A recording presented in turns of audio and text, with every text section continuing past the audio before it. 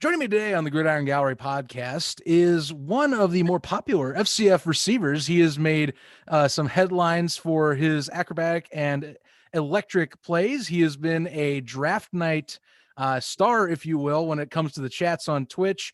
And he has one heck of a story. He also shares a name with quite the famous basketball player, which I imagine for him definitely it can lead to some confusion when talking to people. James Harden, the football player that is, joins the Gridiron Gallery podcast. James, I guess I should ask, you got some basketball skills? I mean, you share the name at least of one of the best to play the game right now. A little bit. I have a little in and out to me. You know, they don't expect anything crazy. Don't expect anything crazy. A little bit. Fair enough. Play defense. How do you first off, I guess I'll get this out of the way. How do you do you get tired of maybe hearing that or like getting the question about that just with your name being associated that way? Honestly, it's cool, but at times it get kind of annoying because like sometimes I can't live my life regular, or I be hearing it like if I apply for a job, like it's like before I even get the job or anything we bypass, it's like you James Harden. I'm like, oh, here we go. Like you think I'm gonna give you my social security number, a driver license with the name to go through all this with a fake name. I go through so much, and I play football, so it just, oh my God, man, it's just be like, it's cool though, it's cool. But at times I'm like, come on, man, y'all look.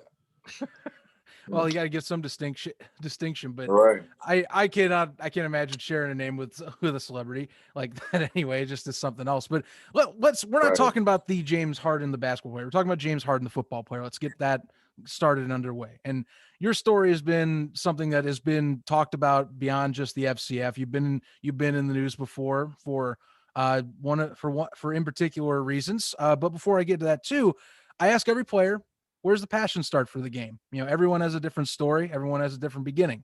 So for yourself, I ask the same thing. Where did your passion for football begin? It began, I was in middle school.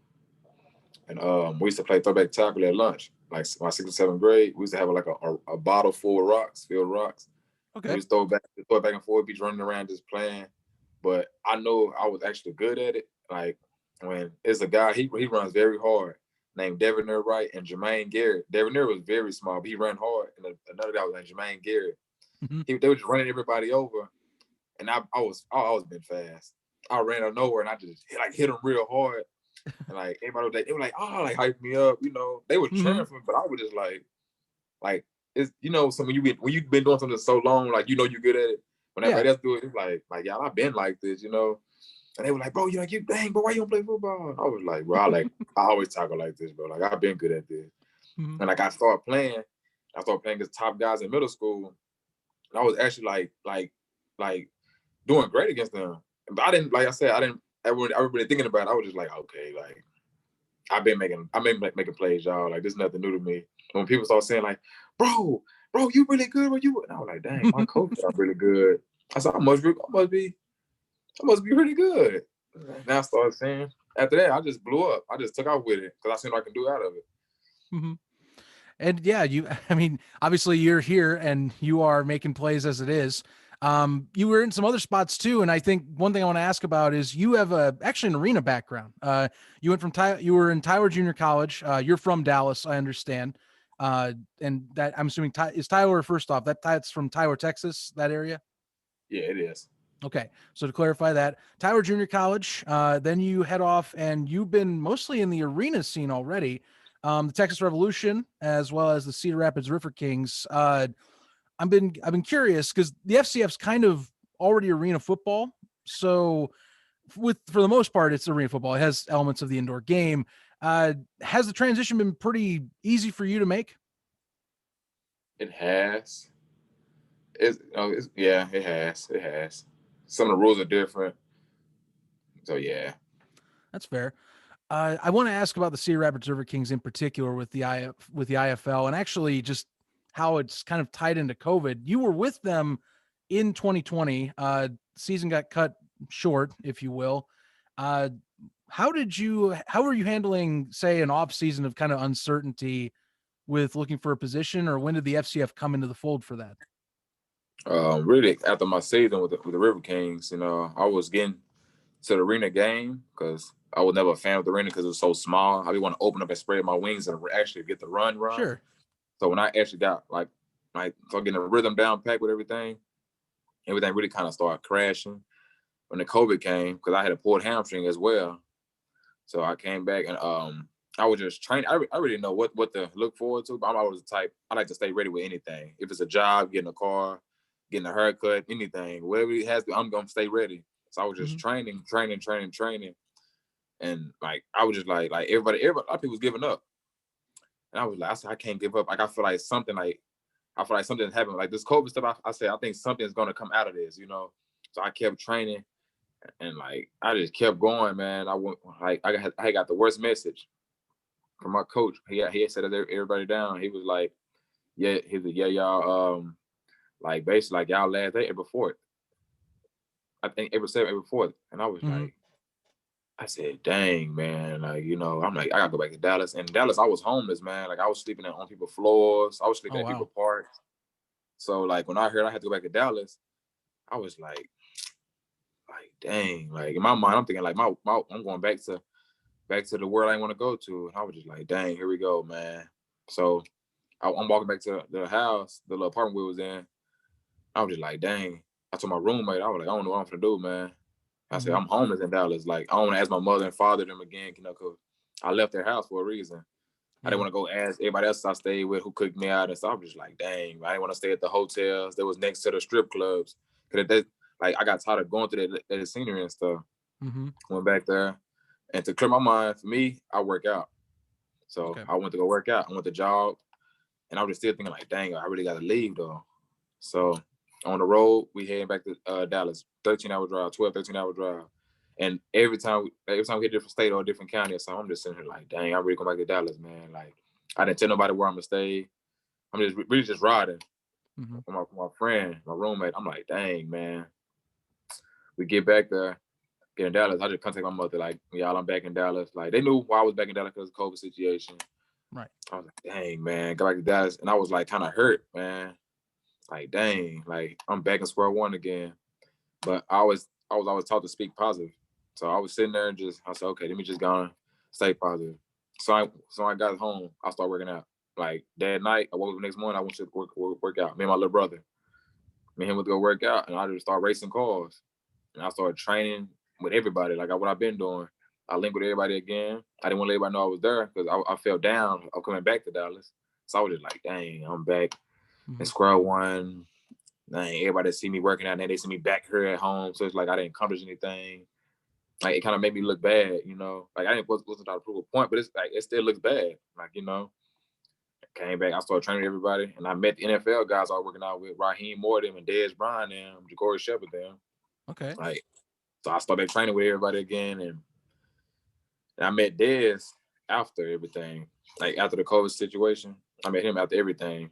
To my friend Craig, and I started training with them, and like I couldn't give up on football. Like it's in me. And so I started training with them, doing one-on-ones against NFL guys, because they didn't know what to do with COVID stuff. CFL guys, and I was like outworking them, outrunning them, doing one-on-ones and posting on social media against them, like basically marketing myself, like, hey man, I still can ball. Like COVID canceled my season, but look, this is what I'm doing against NFL guys, college guys, you know, and people started like, hey, like inbox me, like, bro, you're really good, bro. Like where you play at? I'm like, I'm in the IFL. I said, well, COVID canceled my season. Then I had just found out no longer gonna have a team. That team gone now. So I was just like, dang, like I'm like, God, like, you know, I was homeless. I came way from Dallas to get way out here, and you send me home. Like, you know, I was going through that little moment. I was just like, God, like, what are you doing? Just show me. Kept training every day. And I just couldn't sit home. Like I was trying to get jobs. Just like jobs weren't working. I'm going all the time through jobs. Oh, we can't hire you because COVID. I'm like, bro, if you say this word one more time, can't hire you because COVID. Or the COVID protocol, we don't have this many people. I'm like, bro, like stop talking about COVID. Like y'all just come on, man. And we kept going. And like I said, forget it. I started training my clients again. And I'm not giving up, man. So I started holding signs at stadiums. So I picked like 4 or 5 teams that were needing players. I was doing my research on Google. I said, okay, so he down. So he folded out. So he left this season. Oh, he optioned it out. He optioned it out. And I was just thinking like, okay, like I know for sure that I can play in the NFL. Like I don't care what anyone say. God done proved it against other NFL guys, Byron Mhm. Jones, Tito Baywuze, you know. Yeah. So I'm like, so I put faith in myself. Well, let's go. I'm looking at the team. Okay, I said, okay, they got practice on such and such Tuesday. I said, okay, May, June, July. I said, okay, boom. I booked the flight. So I'm going here. Went out there. I took my son with me. Went out there. I think the first stadium I went to, I don't remember exactly. I don't went to a lot. I think it was Patriots Stadium. No, I think New York Stadium. One of them. Oh, I went to okay. the stadium and I was just hitting each stadium that needed players, and I wasn't gonna give up. People were saying get to a combine, and it wasn't working. Like hitting the stadiums, security was yelling at me. Mhm. Get off the property. I'm like, bro, I'm trying to play football. That's all I want to do. Like I'm not bothering y'all. I don't want no Right. money. You're just asking for an opportunity. That's it. I just want to try out. I said, sir, no disrespect. I said, my name is James Harden. I said, I flew way down from Dallas, Texas. I said, I'm not gonna shake your hand, sir. I got sanitizer. I said, I'm clear with COVID. Like I don't have COVID. I said, my mask on. I'm talking to you, sir. I said, I don't have COVID or nothing. I said, I just want an opportunity. That's all I came to. I said, I flew out here on my own money for opportunity. It wasn't working. So boom, I'm like, dang, he blew me off. I started home signs at each part of the stadium, the front, the back, where they're practicing at. I was like, bro, like, come on, man. So I left, the opportunity. I went viral just a touch. I'm like, okay, I'm getting noticed. Second stadium. I think I did go to the New York Stadium after that. But I know I went to New York State Stadium, New York Giants Stadium, and when I'm going to these stadiums, I was just holding signs, man. Like I was doing research on how to walk, how far to ride the train. I spent so much money, man. Like in New York and New Jersey, like two different little cities, little county areas, but the train and the tickets are different in each area. So I'm paying for tickets that don't go in this area. I was going Oh through so boy. much. I'm like, bro, I spent 25, 50 over here, and I can't even use this over here. I was like, oh my God. So I'm frustrated. I'm not getting noticed. I'm getting ignored. I'm getting yelled at. I'm riding the wrong trains, the wrong buses. I got on one bus in New York to go to New Jersey. Oh They damn. yelled at me. Why you don't got a ticket? Wait, I'm like, y'all, like, I'm not from here. I just want to get to the New York Jet Stadium, man, New York Giants Stadium. Man, I was paying for the wrong tickets, couldn't get my money back. I was riding the wrong buses, man. I was spending so much money. Like, I was just like, God, like, come on. Then I walked this street, boss man. When I said I walked this street, it was a one-way street, both ways though. One way on both directions. No sidewalks. Behind woods and trees. Man, I walked it behind a golf course. I walked to the New York Jet Stadium. I'm walking back there, and I'm sweating. I'm hot. I'm holding a board. I got a holding a jug. I got my backpack, and I'm just hot and draining. And I'm walking. It took me like 45 minutes to like almost an hour to get there from the train station. I kept pausing, walking, letting cars go by. People blowing the horn, people yelling at me, cussing me out. I'm just like, bro, like, I'm like, this is like, but I'm not giving up. I finally get to the New York Jets area. Security stopped me. You can't be over here. I'm like, y'all, I just want to try. I just want to try out, man. Like, this is it. I don't want nothing. I just want to try out. They yelling at me. Get off the property. But as I'm leaving, I'm okay. I said, Jets driving. I said, okay. It's a Jets person in the car. I said, he driving over here to this hotel. I said, okay. I'm like, okay. So he going. I said, all right. Thank you. Have a good day, sir. So I walk way back to the section, back to the train. Another 45 minutes away, I walk. Get way back up there. Every day I kept going. Every day I learned what I should have did, or I learned like where they was at, or where this car go around this time. Like I was really just jotting down stuff. Like, okay, so he over here 3:00. He gonna be right here. The car going, kept going, and I came back to like my last day going to New York area. I came back to the same train. I learned the whole little pathway. Walked the same long street with no sidewalks, and I dressed different. I had a hat on this time, so the sun won't just melt me too much. Walking again. And I was praying.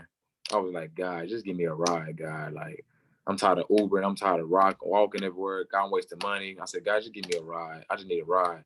And after my prayer, right after my prayer, not even 2 or 3 minutes, a car pulled up on me.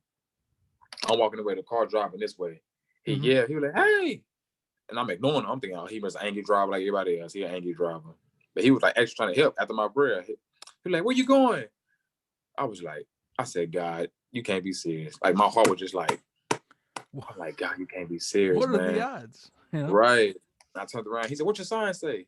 And I was like, God, like, oh my God, I said, this can't be real. I turned my board around. He was like, James Harden. He like, get in. I was like, no, like, I don't know you, man. I said, I'm sorry, I don't know you, sir. I know this is bad. He said, no, I understand. He said, where you trying to go? Like, I don't think he read my sign fully, but he knew I was trying to get to. I had an opportunity I was trying to get to. Mm-hmm. He was going to take me to the golf course I was behind. He said, trying to go to the golf course? I said, no, I'm trying to go to the football stadium. He was like, I will take you. I said, God, thank you. Man, I ran to that car like I stole something. I ran over to the car. He said, you got your mask? He said, I don't care about that crap, man. I put my mask on. I said, I got it. I put it on. I said, I don't care about it. I put it on. Put my mask on. And when I put my mask on, I was just sitting there sweating and just crying, like, God, thank you, man. Like, put my stuff in the car. We drove. We hit a whole U-turn. We drove to the stadium, and I felt so good because my body wasn't fatigued or anything. Mm-hmm. I got there. He dropped me off in front of the hotel. They had a certain hotel that was at. Went to the hotel, man, and I was sitting there like, okay, I'm saying, okay. So they was here last time. They was right here last time. I said, okay, so okay, boom. So I went in front of the stadium. I mean, in front of the light, Mm-hmm. and I was sitting in front of the light. I took a picture. Every time I go hold a sign somewhere. I set my phone down. I couldn't take a picture, and a man walked out of nowhere. He was like, hey, he like, what you doing? I said, I'm trying to get opportunity to play with the football team. And he was like, they right there behind you. Like he was showing me like the area and stuff, with the whoop and everything, where to go, where to look at. Oh, I got all the information. Took a picture. He took a picture for me. I looked back, I didn't see him no more. Like he disappeared. I was like, wow, that's strange. And then I kept going, whole tons of different stadiums, and I took a picture with the man who dropped me off, all my Uber drivers, every stadium I went to, every state I went to, and I post all my videos and pictures on social media. Be working out with NFL guys, and man, then I heard about the FCF league, and I didn't believe it. You know, I'm used to leagues folding and stuff. You know, I was just like, this is crazy. I can't do this. So I went back home, kept training, posting videos against one-on-ones, and Quavo manager inboxed me. One of the managers with Quavo down inboxed me and were like, they were like, yeah, all right. So what she said? She say, yeah, Quavo wants you on his team. I was like, Quavo, and I've been seeing Quavo do basketball videos. And I was like, I can't play basketball. Excuse me. And they're like, he's seeing videos like he wants you bad on his team. I'm like, and did my research. I said, you're like Quavo, FCF, I'm reading. I'm like, I said, this is real. Mm-hmm. I said, this is real. I'm like, yeah. I said, yeah, tell him, yeah. She said, no, call his number. I said, y'all for real. I called the number ASAP. First one went to voicemail. I said, nah, I have to call again. When the voicemail again, I'm still just like, nope, I'm getting this call. Finally went through. It was a commissioner. He was like, yeah, James. He said, yeah. He said, I've been waiting on you. No, he sent me information. Apply for this. I said, I already sent it. Like I already applied for y'all league, sir. He said, do it again. He said, yeah, Quavo reached out for me, for you. And he said, yeah, we want you in the league. I said, God, I done went through all this. I done went through all this, God. I got opportunity. And man, after that, man, I got opportunity to FCF. They brought me in.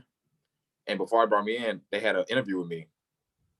And the commissioner, when they showed the video when Quavo shouted me out, like that made my day, man. And 21 Savage, the rapper, he shared my post too. He shared my post on here inside the stadium. And Drake liked it. Man, like when I say there was the moment right there with Terrell Owens on my page, I was like, wow, bro. And Quavo would say, James Harden, you a Glacier boy? And I was just like, man, he called my name. I said, this is crazy. So boom.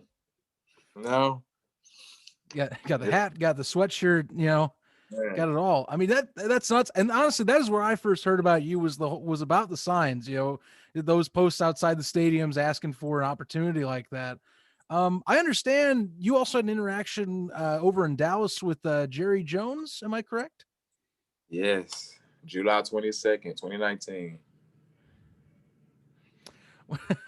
Jesus, that had to be something for that. But I mean, so many stadium visits and things like that just to finally wind up in a football league, and I've heard from other players too, just COVID has made this such an uncertain last year or so for so many players, like I said, the IFL in particular, where you were at, the CFL, the NFL was kind of uncertain for a bit too, and many other smaller leagues as well. The NAL, if you want to add on to that list of indoor leagues too, it just endless. But luckily, this concept for the bubble works. And I got to ask, for the FCF, you're in a bubble in Georgia right now. How is bubble life for you as a player? I've asked Jason Chilton before on the schedule. I'm curious to hear from a football player's direct perspective, what your life is like every day on a regular day that's not like, say, a game day, or what your thoughts are just being in the bubble that you're in right now. It's actually cool. I get to study my playbook, study my plays, watch my film. Like, I'm even playing the PS4. I don't even play games. I'm playing the game now. Like, all right, it's cool because it kind of like helps you learn yourself, learn who you are. So I can actually I can pray more, meditate more, and I can actually learn what type of person I am. And it's cool, but at times it's beautiful outside. And when you can't go outside, it's like, dang, man. Like, that stuff kind of gets to me. Cause I'll be wanting to just go out and just let my hair down. You say, I don't care if I just walk the street, walk to Chick-fil-A and come back. I just want to be this one little moment, like a little grace period. But other than that, it's cool. I can study more on my film and perfect my craft. And it's professional. Any particular activities you've you're already been enjoying with some of the other players in here? I know Sundays are generally kind of like the kind of like a celebratory end of the week type of days for you guys, if I'm correct. Yeah, like I did the little players club with them. Like, we just sit down and chat on TV. Other than that, I just been sitting around and just talking to everybody about their journeys. A lot of people want to know my journey because how I came in. Because everybody dang, you didn't go through a tryout. Like, you didn't play in college. They were like, bro, dang. So I be letting them know my journey. They be like, dang, bro, wow, I can interact with them more. I like hearing other people's stories too, and just just feeding off the energy, playing a game with each other. We be in the pool, just talking. We work out together. Just really scoring, laughing, and joking with each other. Just keep the energy going. Right. But one thing, I'm referencing your bio here. You're very much about the energy, the keeping the positive vibes going. Very much on the under kind of overcoming the underdog mentality, if you will. I I understand. I just referencing you are 5'7" in height, 5'8" in height. And that has been, of course, you reference yourself as a speedy guy. Do you see you're putting yourself a chip on your shoulder and kind of look up to people like, say, Darren Sproles or those like that kind of emphasize that, certain intangibles don't mean everything, because I know a lot of scouts, they, height instantly is a knock. And I myself am not a fan of that, but, I'm wondering, just from a person that might get that, I'm wondering what your thoughts on that. Beat the odds. I love it. I look at Darren Sproles, Tavon Austin, Tyreek Hill, Jamison Crowder, guys, KJ Hammer, they doing everything that I'm doing now. I'm just not on that type of platform to be noticed, and I look at people like that, I like being underdog, but it's cool. I don't like being worshipped. It made me work even harder. Mm-hmm. So I love it. Yeah, FCF's got the underdog mentality to it too. It just fits in the mold that you're fighting with anyway. I got to ask you, I'm curious. So you have, of course, during the week, you get ready. You have a more limited staff than others because you have a kind of a shared staff between the 4 different squads for the games. Right. And with that, you're also, you have to worry about a draft each week. Now, you've had 2 straight weeks where you're with the Wild Aces. Playoffs, it looks like you're going to be with the Wild Aces moving forward. But through this regular season, since for the 4 weeks for that prior, how do you approach a draft night? Do you expect a team of fans to pick you up? Are you just kind of winging it? How do you approach Wednesdays? Honestly, my first week changed all the weeks here. Because first week I was into it, ready to get drafted, and I didn't get drafted. And I was like, that's strange. They were like, yeah, the fans got to vote for you. And I was like, nah, man. I got a lot of fans, but I never got drafted. I got drafted one time. So it kind of caught me off guard. So after that, I was just winging it. Like how you said, I was just going win. I ain't say I didn't care for it, but I was just to a point like, I'm gonna just show everybody I can play. You know, 'cause everybody already had me, doubted because I didn't play in college and my name not big like that. So everybody was already like, oh, he can't play. He never played in college. So I was just like, I was like, really forget draft day. I'm gonna just dress up because I dress up no matter what. So I said, y'all, I'm gonna just prove to y'all, prove to myself that I can play. Yeah, well, hey, I would say week 3 you proved yourself well. You had one of the web gems in that contest against the Zappers. Very nice catch, by the way, in the corner. And then last week, you guys having the thriller, an arena score. I would say the first one of the season. 56-52 victory of the Glacier Boys. Now you're heading into the playoffs. You're going to be with the Aces for this. What are your thoughts on the playoffs? I mean, the rules are kind of, they've been kind of changing because it's an adaptable season. Ownership has been saying, it's kind of we're adjusting a little on the fly. I mean, what are your thoughts playoff wise? Do you see it staying similar rule wise, the same, or I mean, how are your thoughts on the competition? I'll say, while Aces, we honestly can win because we underdogs. Mm-hmm. But second of all, I'll say, I think the rules gonna change because they're not gonna make it easy for nobody to win. Cause we've been seeing on the game like it be weird rules. We like what? Like where does this come from? So it's gonna be hard. It's gonna be like we really got to battle the rules. That's our biggest challenge is gonna come. Players are players. We all put our clothes on the same way. The rules is gonna get everything, get everybody like off guard. Cause that's what we getting us. We be winning, and all of a sudden that's a rule we never heard of. We like what? Yeah. You said we got to do what? We be like, oh, here we go. Like so, that's gonna be our biggest battle. Yeah, I mean, for crying out loud, one of the rules that got changed was the 30-second rule for clock stoppages. That came after a loss to the Beast on the final play. TJ Edwards running it in itself. So, I mean, I imagine that's not, I imagine for a guy like yourself, it's like consistency might help a little bit. But, Right. it's the first season. They've been saying they're going to, make a kind of changes here and there is what we've been told on the broadcasts. Oh yeah. But Love it. yeah, you got at least the Wild Aces fandom behind you, so that has got to be big. Do you now that you're on the Aces here, do you embrace that rivalry or at least that fan rivalry a little more? Maybe that you've got, say, the best social media following behind you. Yeah, I do. I use it. Use for that because a lot of people they like me. They know what I can do on the field. They know and they see. I done proved it multiple times. So yeah, it's cool. Now we talked about the draft and kind of opportunities. I know you said you were undrafted week 1. And I know we just had Josh Gordon get signed to the FCF. Now, I've been curious. I've heard that defensive players are happy for the opportunity because Gordon is from the NFL. It's a pretty talent. He's a talented receiver himself for defenders to defend. I'm curious from you being a receiver and him being signed. Now the drafts don't matter anymore because it's playoffs, but during the time with that and having to worry about opportunities, how do you feel with him being there? Does that maybe an edge to you? Does that irk you because you lose a spot? Like what are your thoughts on him being in the bubble? And have you met him yet? I haven't met him yet. Other than that, it don't really bother me, because I'm used to being around NFL guys. Okay. Like, and I'm used to doing everything they're doing. Their names just bigger. So when I heard he was coming, I said, that's live. That's cool. I'm gonna ask him for pointers, of course. Like, hey, what do you think about this and that? Like, we can race too if you want to. But other than that, like, it's cool. I can care less about a spot because I got a touchdown and I wasn't even starting that game.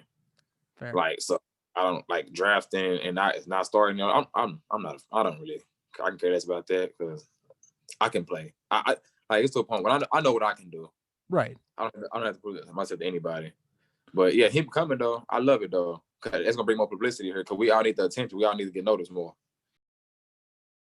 I understand your post football career, you're looking to potentially become maybe an athletic trainer, or you're looking into the athletic scene. Is that what I understand? Oh, yeah, Based on just kind of your social media, I know you're really big on the fitness type of training and such like that, posting videos and such along that line. Yeah. Like, well, I was thinking like, when I'm done with football, I want to like keep branching towards that area.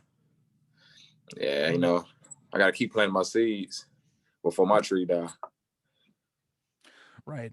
Well, after this season, this is something I'm curious about. And of course, many players are still a little uncertainty with COVID, but we're getting to the end, is what it looks like.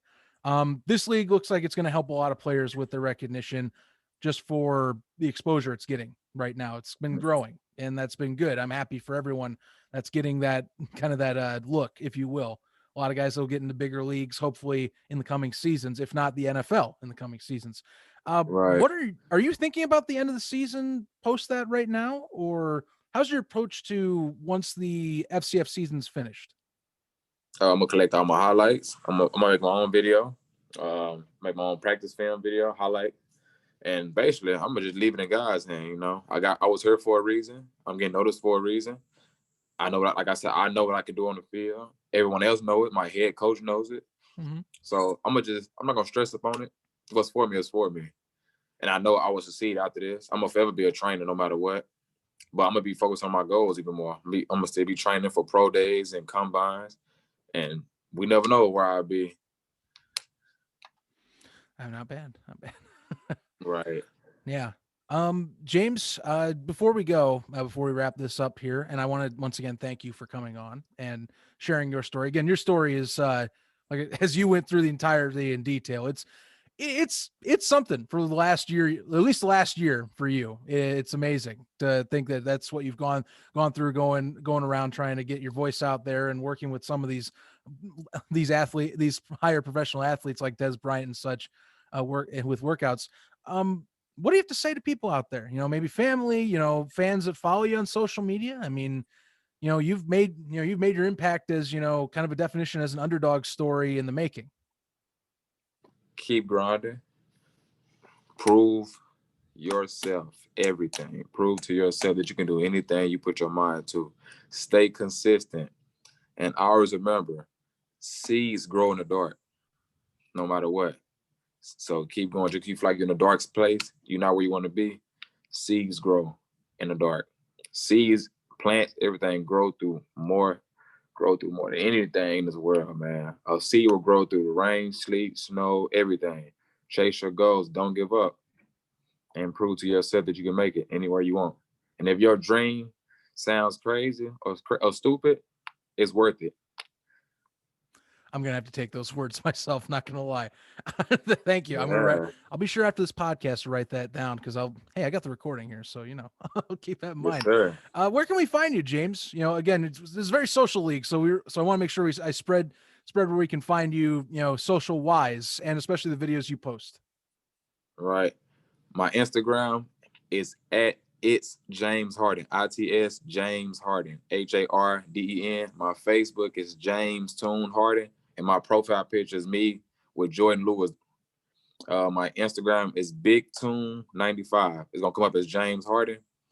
And my LinkedIn is James Harden. So y'all tap in, inbox me with questions, anything, motivation, I got y'all. Positive energy. Well, I'm very happy to have you on, and I appreciate the time for you coming on here as well. Any player I have on, the fact that they take some time away to come on my show, I can't thank them enough. So, James, we wish you the best coming up here for first round of the playoffs with the Wild Aces. You know, go at it. I'm an Aces fan myself, so, you know, I'll be rooting for you for sure come Saturday. I mean, hey, Aces wild, man. Yeah. Wow. You guys are all wild right there. Got to rep you, Journey Dude, and the like, you know. Right. Yes, sir. Well, we'll be on your side. We'll be rooting for you. You know, it should be one hell of a weekend coming up here. But thank you very much. You know, I can't say enough. I appreciate it. Thank you.